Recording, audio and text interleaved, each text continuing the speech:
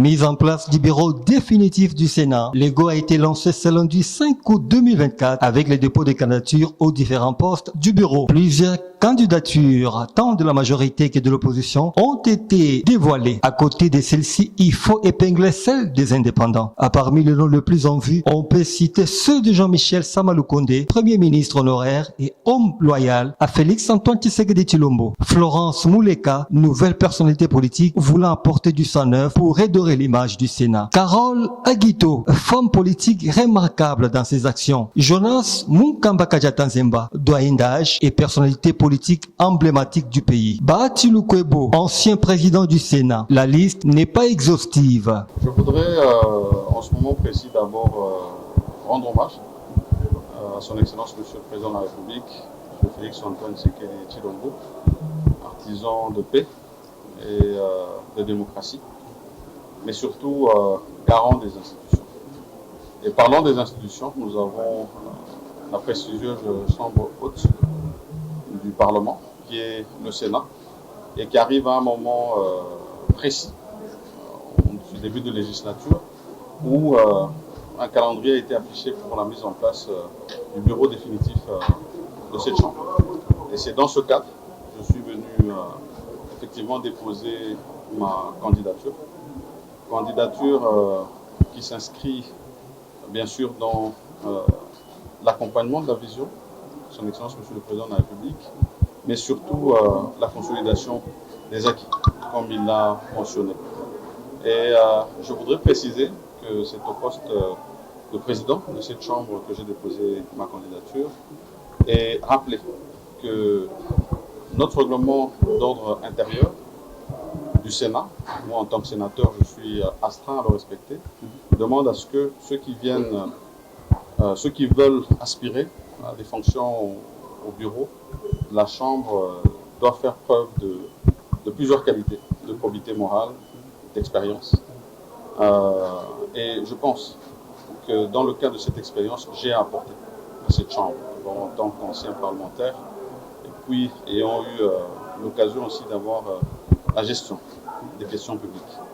Et donc, j'ai, dans le cadre du respect de ce règlement, déposé cette candidature. Bien sûr, le calendrier indique les autres étapes qui vont venir, et je pense que c'est lors de ces prochaines étapes que nous aurons encore à mieux nous exprimer.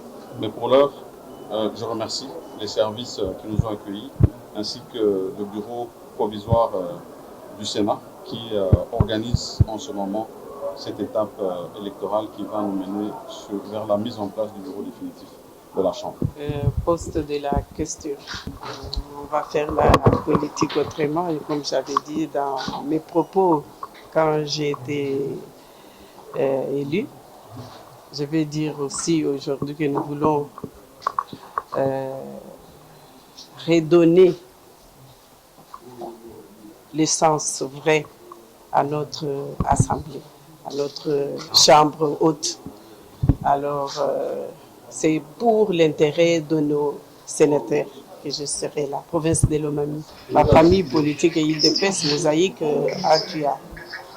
D'abord, je vais commencer par rendre hommage au chef de l'État, garant du bon fonctionnement des institutions et aussi, surtout, champion de la masculinité positive, parce que depuis que le chef de l'État est à la tête de notre pays, nous voyons comment il est en train de promouvoir les femmes.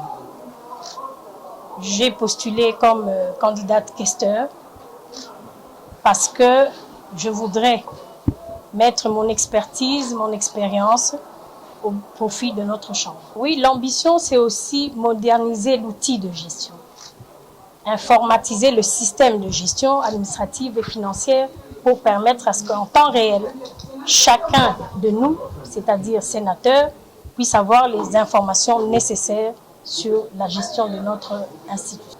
Comme vous le savez, effectivement, je viens de déposer mon dossier de candidature au poste de deuxième vice-président du Sénat de la République démocratique du Congo. En déposant ma candidature, en fait, je voudrais consolider les acquis, c'est-à-dire ce que nous avons eu à faire comme travail.